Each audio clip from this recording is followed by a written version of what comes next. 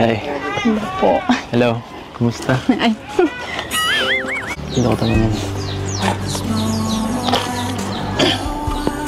Pinopormahan mo daw si Biancy. Ano ba talaga yung nilalaman ng isip mo, ng damdamin mo? Inamin ko, crush ko man si Biancy. Totoo po ba yan? Alin?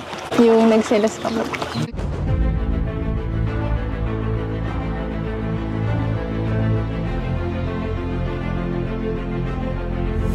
Ayun, shoutout guys. Muli, welcome to my YouTube channel. Ito po si Kuya Julay, ang inyong katugang, ang inyong kalingap, na muling babati po sa inyo ng magandang araw, magandang gabi. Sang sulok man po tayo ng mundo naroon. At sa araw na ito, meron tayong panibagong vlog. Gawan ho natin ng reaction video, yung vlog po ni Kalingap Rab kay Biancy at saka po kay Eds, yung part 41. Na kung saan ho, marami pong highlight dito, mga kabayan natin. Lalo na ho yung regalo po ni Biancy, dahil nga po mansari po nila. Ang tindi ho ng regalo, talagang pinaghirapan niya po. Masyadong makahulugan. Hindi ho ito ganun kadaling gawin. So, ganun po ang effort na ginawa po ni Biancy dyan. Tapos, syempre, yung issue po kay Ryan. Dahil dito po talagang meron po pala talagang crush si Ryan kay Biancy, mga kabayan natin. So, medyo apektado yata ng konti, kahit papaano ho si Eds. So, napag-usapan din po yan. Tapos, syempre ho, ang dapat maging ending ay maging okay po sila. Kaya napansin po natin, yung holding hands po nung dalawa, yung nakita nyo po sa likod ko, masyado pong matagal, mga kabayan natin. Yan po ay bukod pa doon sa pagtulong pong natanggap po ni Biancy. So pag-usapan po natin yan maya-maya ng konti. Pero bago po yun, siyempre paalala mo na si Kuya Julay. Baka sakaling meron pa po ditong hindi nakasubscribe sa ating YouTube channel, huwag natin kalimutan.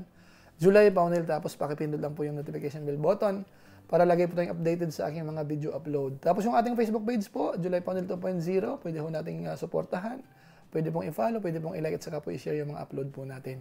Tapos sina Kuya Bal Santos Matubang, Kalingap Rab, Ate Edna Vlogs, Rowell of Balalag, at saka po yung Japper Sniper.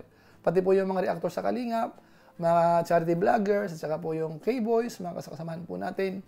Suportahan din po ninyo. So maraming salamat po sa inyong lahat. Ngayon, tuloy na po tayo. Pag-usapan na po natin, ito pong patungkol sa EDSI. Ngayon po ay nasa part 41 na ho. Na kung saan po, alam naman natin, kahit papano ho, trending na rin po yung vlog ni Kalingap Rab sa kanila. Sa ngayon ho, meron ng 17 videos na nagkaroon na ho ng million views. Tapos ho, meron pang dalawa na inaantabayanan po natin bago mag-birthday po si Biancy. Dahil lang po, mga kulang-kulang 2 weeks, magbe-birthday na po si Biancy. So, abangan po natin yan. So, sa madaling salita po, trending po yung samahang EDSI at saka po Kalingap Eds o kaya yung parang pinaka-love team po. So, maraming salamat po sa mga sumusubaybay. Ngayon, sa pagkakataong ito, ang gusto ko pong i-highlight dito sa napanood po natin, una, yung pinaghirapan po ni Biancy, yung parang regalo niya po dito po sa mansari po nila, na kung saan hindi po yan basta-basta nagagawa ng isang babae. Talagang pinaghirapan niya po ito. Gusto ko po ipapanood po sa inyo. Ididire-diretso na lang po natin. Ito po yun. Ano to? Ano to? Sapatos. Saan po? Sapatos. Pambihira, pinapakaba mo ako Ngayon lang ako nakaroon nito Mainis po alam. Wow. Grabe. Ayos Sino ka talo mo? Ikaw lang? Ganda. Ilang araw mo itong ginawa ha? Hindi ka nagsasabi Towel niyo po kasi di po kayo napupunas. Yung damit niyo po yung pinupunas niyo pag Napanood mo yung live? Salamat. Thank you. Grabe Todo effort ka. Ganda ko to Meron pa po yan lang sa isa po tayo. Talaga? Couple. Alin? Ito? Grabe Sa Palawan yan Parang gusto mo ulit bumalik dyan O gusto mo lang yung ganyan? Hindi. Talaga yan. Sige. Ano to? May laman to o wala? Wala. Kala ko kung ano. Pawis ng pawis niyo. Thank you. Grabe. Papansin mo pala yun? Alam ko di ka nag-nood sa akin. Lagi po buta kayo di kan. Tamad kasi ako magdala ng kung ano kasi gusto ko lang. Kamay-kamay lang. Ito, ano to? Palapulatan. Po yan, buksan na yung mga message po ako dyan sa inyo. Message? Hindi pwedeng basahin ngayon? Hindi. Huwag po, aray-aray na Babasahin ko na lang yung mamaya. Chat ko na lang sa'yo mamaya yung mga reaction ko. Ano ko na sa'yo. Gusto mo, i-vlog ko pa yung reaction ko eh. Ano to, sing-sing? Babasahin ko yun mamaya sa live, isa-isa. Sa'yo lang po magbasa nun. Bakit private na yan? Opo. Hindi. Gusto ko nakakita ng viewers eh. Para mas para matuwa sila kung ano ba talaga ano mo dito. Grabe oh. Ito yung pangunang araw ah. Ang pag-vlog sa atin ah. Ito yung sa Royal. Ito yung nahiyang-hiya ka. Tapos ito yung hinatid ka na. Sino? Sino ba yan maglakad? Tapos ang dami ah. Grabe. Anong mayroon talaga? Pag mansar, di mo naman ito ginagawa ah. Nakakapanibago ka. Sapatos ba to? Pinag-ipunan mo yata ito ah. Nagbili ka pa tayo sa ganyan yung buwan? Kaya pala di ka na naganlabas ka sa sa sentro. Ito pala ang pinagang asikaso mo. Mabili ka lang pala ng tsinelas, dapat nagsabi ka sa akin. Sana nasusundo pa kita. Ano po yung nasusurprise? Sa'yo ba to? Ha? Paano masusurprise? Okay lang kahit di na surprise. Basta nag-effort ka, okay naman na sa akin yun. Tsinelas sa akin, ito mas malaki to. Sus, hindi mong ginagawa ito dati. Pero siyempre, thank you. Thank you pa rin dahil meron kang binawa para sa akin. Kahit tsinelas lang to, mahalaga to. Aanin ko to. I-cherish ko itong mga bigay mong ganito. Kahit simpleng bagay, hindi pala simple. Napakaganda nito. So ayun po mga kababayan po natin, ang tindi ho ng effort na ginawa po ni Beyonce dyan.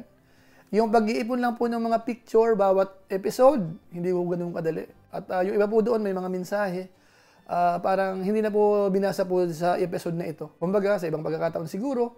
Tapos may part po dyan na narinig natin na para bang sa kanilang dalawa na lang daw po. May mga part doon na mensahe siguro na kumbaga ay medyo malalim. So ayaw na pong iparinig po sa sa mga viewers. Pero siyempre po sa kabuuan, talagang kita natin kay Eds, talagang parang nanliliit siya, no? Actually, nasabi niya na dahil wala po siyang gift, pero talagang appreciated po ni Kalingap Eds. Ito para rin po natin. Thank you sa sa regalo mong napaka ma-effort ka ngayon. Paano mo nagawa yun kahit may pasok ka? Nakakatuwa kasi alam ko busy ka sa school pero gumawa ka pa ng ganito. Ito, tago ko to. Tatago ko to. Napaka-creative nung mga binigay mo sa akin gift. Magandang talent to. Kuya, Ano yan? tira. Ay, grabe naman yan. Nakita mo yun? Ganda. Ganda, no? Ganda. Lahat yan ang episode ng EDC, guys. Lahat ng episode ng EDC yan. So yan po ang pasalamat po ni Kalingap Edo, mga kabayan natin. So sa kabuuan ho, doon sa part na yon, masasabi natin, kahanga-hanga si Beyonce. At siyempre po, hindi po yung magagawa ng isang babae kung wala man lang importansya yung lalaki. Ano po? So kayo na po ang magdugtong. Pwede nyo pong i-comment po sa baba kung ano po sa palagay natin. Bakit nagawa yon ng isang babae na kamukha po ni Beyonce kay Edo? Bakit nga kaya? Ano po? So ngayon pupunta naman po natin muna yung konting issue. Although hindi naman po ito masyadong masasabi natin complicated. Ito ho at least hindi po nailihim sa mga viewers natin. Ito po yung patungkol po kay Ryan. Dito po sa part na ito, panoorin po muna natin at pakinggan yung patungkol po sa bagay na yan. Tungkol sa'yo, ano ba yun? Yung mga sinasabi nila sa'yo na yun nga, pinopormahan mo daw si Beyonce. Ano ba talaga yung nilalaman ng isip mo, ng damdamin mo? Paliwanag mo bro, para malinaw. Ayusin mo yung sagot mo Ako sa hari ng bulong, andyan oh. Tangan yung bulong. Masabi ko lang bulong. Inamin ko crush ko man si Ben. Pero di man inasan sa paghanga lang. Ay, mabira ka. Ayusin mo. Gulat ako dun paghanga. Wala ka namang intensyon. Wala. Hindi mo susulutin. Paghanga lang. Bakit ka umanga kay Biancy? Saka napakabait niya sa kita. Mabait. Ay, pang mabait naman talaga. Wala naman talaga. Pero basta, ano lang, alam natin yung ating limitasyon. Saka, yun nga, syempre, magkakasama tayo dito. Pangit ba ganun? Pangit yung may issue kayo. May mga ano tayo, hidwaan. May kasabihan yung kay Pedro lang. Huwag mo nang isama si Juan. Huwag ka na, Juan. Hindi, ibig sabihin may ano ka lang, hinangaan mo siya. Maganda kasi si Biancy. Maganda ang ugali. Be humble. Be humble. Humble. Saka kahit sino na magkakagusto. Kaya Ay, grabe. So ayun po, maliwanag po yun. Talagang si Ryan ay may crush po talaga kay Beyonce. At ito ho, mukhang naalaman din po ito ni na Beyonce at saka po ni Kalingap Eds dahil may mga pagkakataon po dito na napag-uusapan po yung tungkol sa selos. Ito, ituloy po natin. Eds, umabawi yata. Saan? Sa alam niya kasi nagselos ka eh. Ito ba yan? Umabawi talaga tol. Umabawi. Alam Umabawi. kasi nagselos ka eh. Yeah. Bakit ako magsiselos? Bakit mo sinabi? Hindi ako nagselos Hindi mo naman sinabi pero nakikita ko sa mukha mo. Hindi ako nagselos. Wala akong... Hindi ako nagsasalita. So ayun po, ilang pagkakataon po yan na talagang nababanggit po yung patungkol sa selos. At ito ang matindi. Naitanong po kung yun po ba ay totoo. Ito, panoorin po natin. Totoo po ba yun? Alin? Yung nagselos ka po. Ako? Ako magsiselos ako? Saan mo naman narinig yung... Kwento-kwento lang yata yun eh. Ang bihira naman. Napag-i-issuehan na pala ako dito. Hindi ko alam. Sino pa nagsabi sa'yo para papagsabihan ko yan? Namaharitis ako ng hindi ko alam eh. Narinig niyo na po kanina. Kanina ang galing. Hindi ko alam eh. Para naman kung hindi niyo narinig. Huwag mo nang isipin yun. Basta okay na. Okay na ako. So ayun po. So masasabi po natin dito, mukhang apektado po kahit papaano. Doon sa mga pag-uusap po ni na Eds at saka ni Beyonce po dyan. May mga part po dyan na parang ang dahilan ho, kaya medyo matamlay si Eds dahil sa bagay na yon.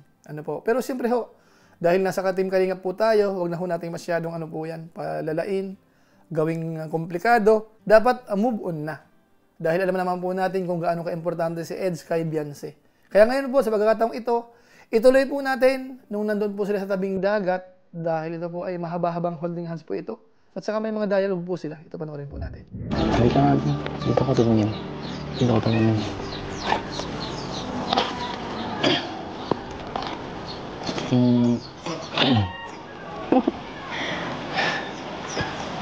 Uy, dito ka.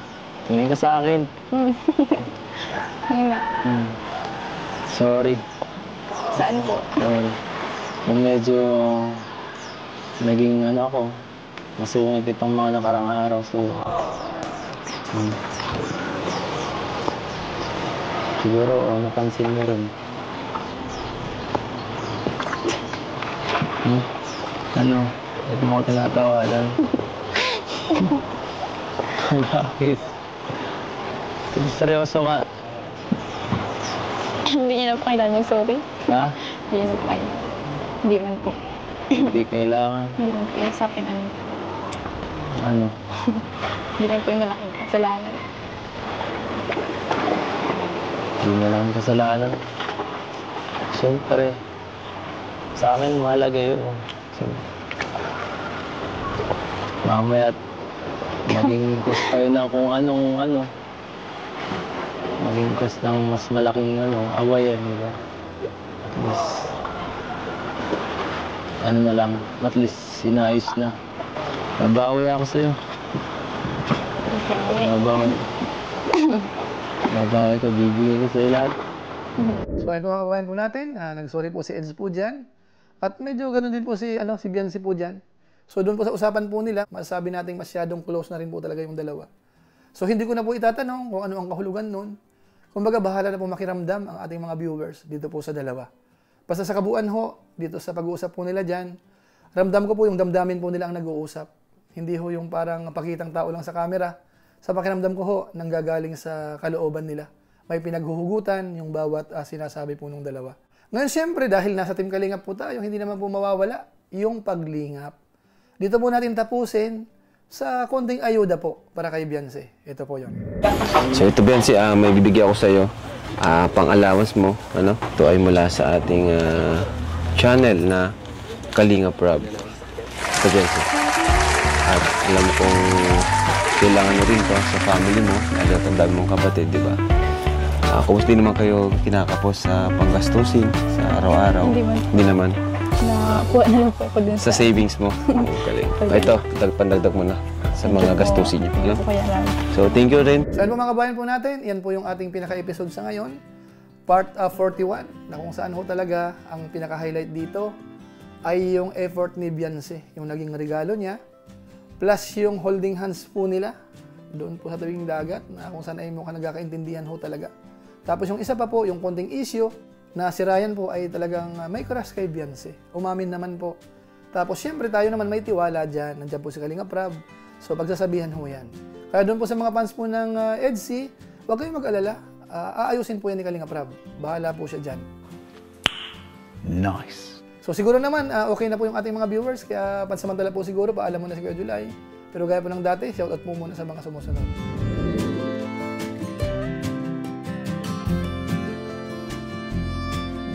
Tapos maraming salamat din po sa aking mga kasaman sa co-host, Kalingap OFW Organic Sponsors. Sa inyo pong patuloy na pagsuporta po sa mga pabahay program ni na Kuya Val Santos Matubang at saka po ni Kalingap Rob. Maraming salamat po sa inyo. At siyempre po sa ating mga followers, sa ating Facebook page, sa ating mga subscribers sa YouTube channel. Lagi pong nanonood ng ating mga video upload, pati po yung ating live stream. Maraming salamat po sa inyo. Naway wag kayong magsawa. Dahil malaking tulong po ito sa channel po ni Kuya July. Malaking utang na loob ko po sa inyo, So maraming salamat po. Lalong-lalo na po dun sa mga hindi po nag-skip ng ads, masipag mag-like at saka po nag-share ng ating mga videos. Kaya kung inyo po itong nagustuhan, pwede po nating i-share. So maraming salamat po sa inyong lahat. So muli, ito po si Kuya July, ang inyong katugang, ang inyong kalingap. Napansamantala nagpapaalam po muna. Kita-kita ulit tayo sa mga susunod ko pang vlog. Maraming salamat sa inyong walang samang pagsuporta po sa ating YouTube channel. Pagpalain nawa kayo ng Diyos, mabuhay tayong lahat. God bless. Bye-bye!